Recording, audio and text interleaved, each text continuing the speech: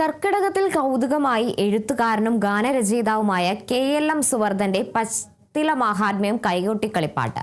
പാലക്കാട് ഓങ്ങല്ലൂരിലെ കറുക കൈകൊട്ടിക്കളി സംഘത്തിന്റെ ആദ്യ അരങ്ങേറ്റം വടക്കേപ്പാട്ട് മനയുടെ മുറ്റത്ത് നടന്നു. കേരളത്തിന്റെ തൊടികളിലെങ്ങും സമൃദ്ധമായി വളരുന്ന പത്തിലകളെക്കുറിച്ചും അതിന്റെ ഔഷധ ഗുണങ്ങളെക്കുറിച്ചുമാണ് പാട്ടിൽ പ്രതിപാദിക്കുന്നത്.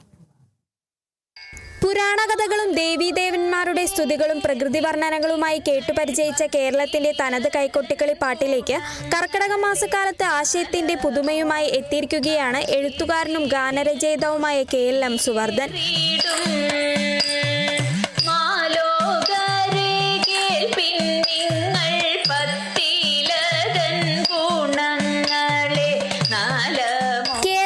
പരമ്പരാഗത സംഗീത ശാഖയിൽപ്പെടുന്ന പ്രാചീനമായ തിരുവാതിരക്കളിപ്പാട്ടുകളും കൈകൊട്ടിക്കളിപ്പാട്ടുകളും വഞ്ചിപ്പാട്ടുകളും സമാഹരിച്ച് പുസ്തക രൂപത്തിലാക്കി പ്രചരിപ്പിക്കുന്നതിൽ ശ്രദ്ധാലുവായ സുവർദ്ധനൻ പുരാണകഥകളെ ആസ്പദമാക്കിയുള്ള പാട്ടുകൾ താളവും ഈണവും വ്യക്തമാക്കുന്ന രീതിയിൽ സാധാരണക്കാർക്ക് എളുപ്പത്തിൽ വായിച്ചു പഠിക്കത്തക്ക വിധമാണ് സമാഹരിച്ച് ക്രോഡീകരിച്ചിരിക്കുന്നത്.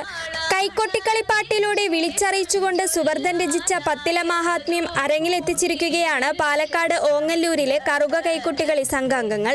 കർക്കിടക മാസത്തിലെ കറുത്തവാവ് ദിനത്തിലാണ് പരമ്പരാഗതമായി പത്തിലക്കറി തോരൻ വെച്ച് കഴിക്കുന്ന രീതിയുള്ളത്. മഴക്കാലത്ത് പെട്ടെന്നുണ്ടാകുന്ന അസുഖങ്ങളെ ചെറുക്കാനും ശരീരത്തിന് ഉന്മേഷം നൽകാനും പത്തിലകൾക്ക് കഴിയുമെന്ന് പഴയ തലമുറ തിരിച്ചറിഞ്ഞിരുന്നത് ലളിതമായ വരികളിലൂടെ സുവർദ്ധൻ നമുക്ക് പറഞ്ഞു തരികയാണ്. Kerala vision news, Palakkad.